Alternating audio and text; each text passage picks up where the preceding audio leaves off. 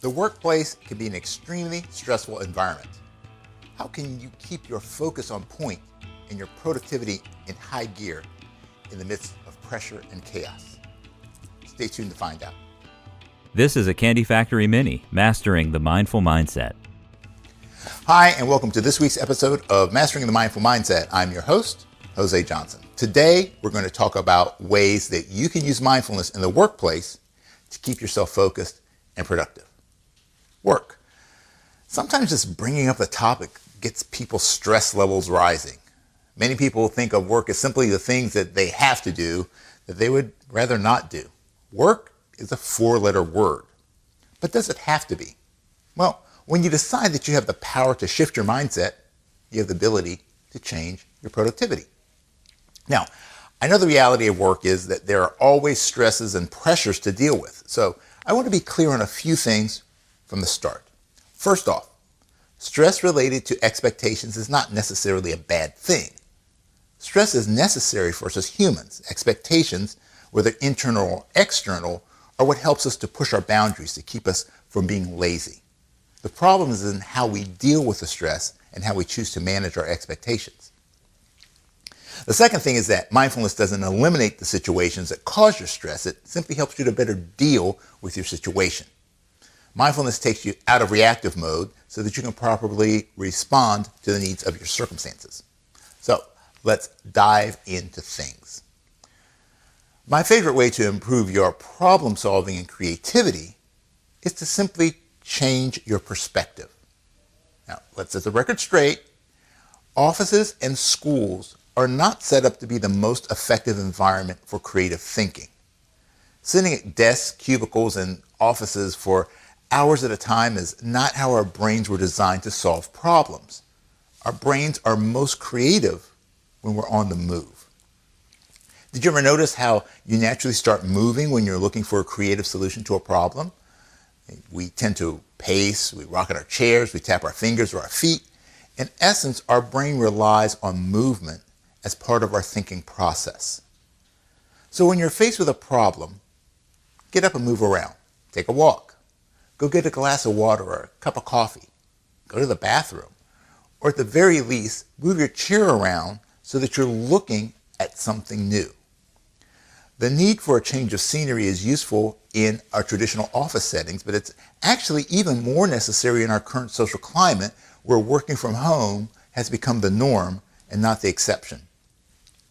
When you work outside of the home, you get a brief change of scenery, but when you work from home, it's the same basic point of view 24/7, same walls, same furniture, same cat walking across your keyboard. Well, you get the picture.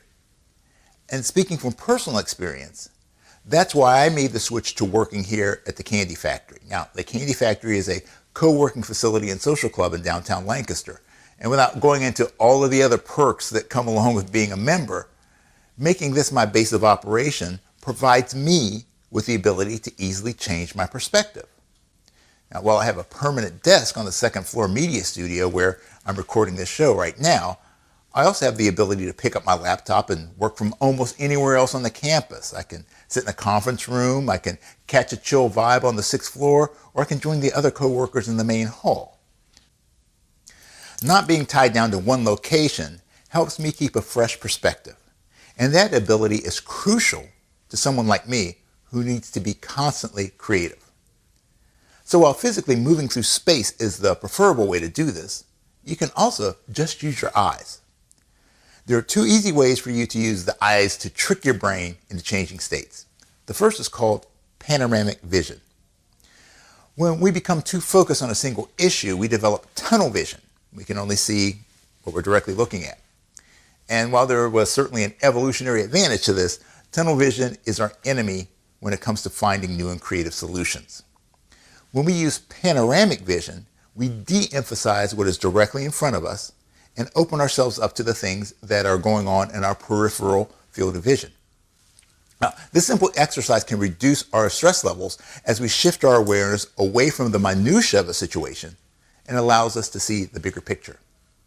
According to Dr. Andrew Huberman, a Stanford University neuroscientist, using panoramic vision for 2 to 10 minutes a day calms down the portion of our brainstem that's responsible for our states of alertness and arousal. So unless you're driving or doing something that requires your full attention right now, let's take a moment to do this exercise together. So before we begin, I want you to just take note of how you currently feel. Do this in a mindful manner, which means there's no judgment involved. Just be aware of your current levels of stress. How does it feel? Even where do you feel it in your body? And just simply take mental note of it. Now, I want you to take a nice deep breath in, and as you exhale, allow your field of vision to expand. Without moving your eyes, try to become more aware of the things that are occurring to the sides of you, the things that you'd miss if you were just focusing straight ahead. Now, I also want you to become aware of the objects that are above and below your usual field of vision. See the ceiling. Become aware of the floor. Now, open your awareness to see all the things that you'd otherwise miss. Great. Now, check back in with yourself. How do you feel? Did anything change? Like I said, this is a great way to not only reduce stress, but to give you a fresh perspective on your situation. And that could lead to creative solutions to your current problems. The second eye exercise you can use is to simply move your eyes from side to side. This exercise also ties in with the way that our brains are wired and is extremely useful when you're feeling stuck. When we're moving forward, our eyes naturally move from side to side. This is a completely unconscious process, and it's part of what helps us to keep our balance. The simple act of moving the eyes laterally has been shown to calm the amygdala, which helps to reduce fear and anxiety levels.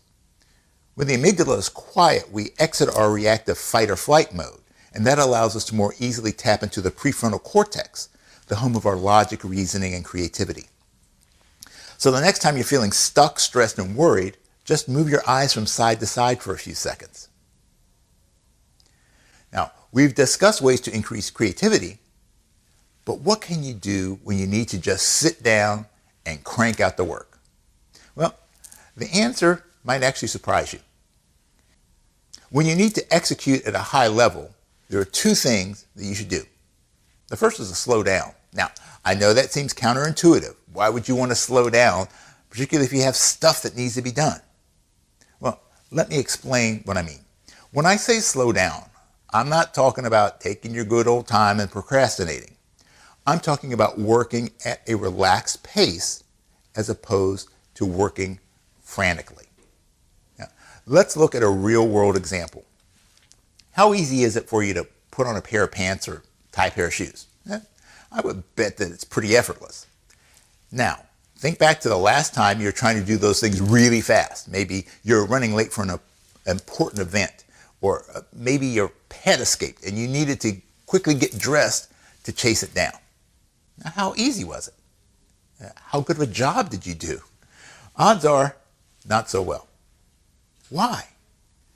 Because when we try to do things faster than normal, we become stressed.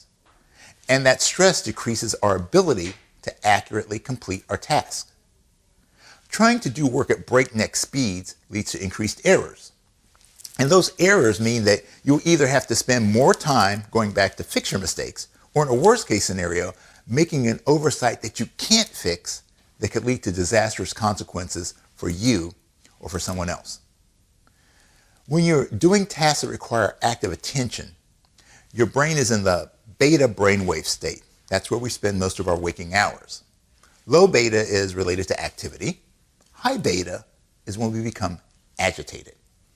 Now, just below beta is the alpha state. During the day, our brain slips into alpha when we're engaged in routine tasks, things that don't take our conscious thought, like taking a shower or going to the bathroom. The alpha state also allows us to learn new things faster, better perform demanding activities, and it increases our ability to critically analyze complex problems. So how do you get into an alpha state? Well, there are a few ways.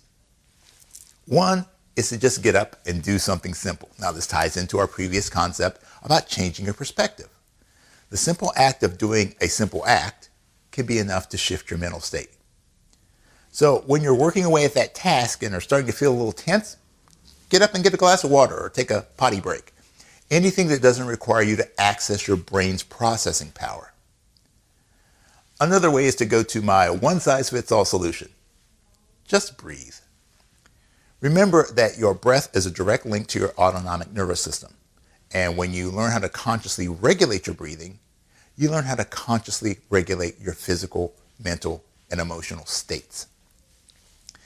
You can use this technique anytime, and I've covered a few options in the past few episodes, the reset breath and square breathing, for example. Or you can try this specific exercise, which brings us to the second thing you need to do to maintain productivity, which is taking regular breaks. For the average person, you reach a point of diminishing returns in regards to your focus and attention to detail. Now, some experts actually suggest that you should never focus on a singular task for more than 50 minutes. So I suggest combining the benefits of a break with the benefits of mindful breathing. Set an alarm on your phone or watch to remind you it's time to take a break. Get up, get a drink of water, use the bathroom to begin shifting into your alpha state. Then at least 2 to 5 minutes before you need to go heads down again, do the simple breathing exercise. Sit down, close your eyes, and breathe in a slow, steady rhythm, and just count your breaths. Each inhalation and exhalation cycle counts as one breath. The trick is to count to 10 without losing track of your count. If you lose track, you start to count over again at 1. And if you make it all the way to 10, count backwards until you get back to 1. Now, as simple as this sounds, it can actually be quite challenging to keep your mind focused. And once you get the hang of it, then just try upping the count by increments of 10. The third way is to use brain entrainment technology. And it's very common to see people working with headphones on these days. Sometimes it's to listen to music, sometimes it's just to block out the noise so you can concentrate. But you can also use technology like binaural beats to help you shift your brainwave state. Without getting too nerdy on you, here's a quick lesson into the science behind this. Every sound wave has a specific frequency that determines its pitch or tone. So if you've ever heard an orchestra tune-up, they use a standard tuning pitch called A440. This is the note or the pitch we call A, and it vibrates at a frequency of 440 hertz. If we were to play A440 on one instrument and play another pitch that vibrated at, say, 430, you get a pulse or a beat tone at the frequency of 10 hertz. Entrainment is a tendency for two objects to want to sync up or match vibrational states. Now, I don't have time to talk about all the science in detail, but here are the practical sides of things. Have you ever noticed how others' moods or mental states affect a room? Some people walk in and the whole room lights up. Some people walk in and they suck the life out of a party. This is related to the phenomenon of entrainment. So with binaural beats, you use two different tones, one played in each ear, and that creates a beat tone that matches the brainwave state you're trying to achieve. So if we use the earlier example, listening to 440 in one ear and 430 in the other creates a difference of 10. And that happens to be in the alpha frequency range, which is 9 to 14 hertz. So by listening for a period of time, your brain tries to sync its frequency to match the audio frequency, which shifts your brainwave states into alpha. So how do you use binaural beats? There are plenty of sources online. There are binaural beats videos on YouTube and playlists on music streaming services, but I do have to give you a disclaimer. I don't personally guarantee your success with this method. I use them myself fairly regularly, but if you overdo it, you can have some adverse side effects. So if you want to know more about how to use this process, you should really do a little research on the topic, or email me and I can give you some more specific guidance. So there you have it. I hope that you've enjoyed our time together today and that you have a better understanding of how mindfulness can help you become a more productive worker. If you want to learn more about this topic, or you want to find out how I can help you bring more mindfulness to your workplace, please email me at jose@josejohnson.com. And make sure you catch the next episode where I'll be talking about tips for the mindful manager. If you have a topic you'd like me to cover in a future episode, just drop it in the comment section, and I'll do my best to help you out. Make sure you subscribe and share this episode with someone you feel could benefit from this information, and also take time to check out all of the other great programming brought to you by the Candy Factory Collective here on the So Good Lancaster Media Network. So until next time, remember, it is what it is, but it becomes what you make it. So make it great. Mastering the Mindful Mindset is part of the Candy Factory miniseries and is a proud member of the Candy Factory Collective. Learn more about José at his website, josejohnson.com. Mastering the Mindful Mindset is produced by the Candy Factory Collective for So Good Lancaster, another great project of the Candy Factory, a co-working and social club in Lancaster, PA. Production support by Jason Mundok and Anna Tran. Administrative support by Ann Kirby and Arianna Henderson. Find out what makes Lancaster so good at sogoodlancaster.com. Candy Factory. Collective.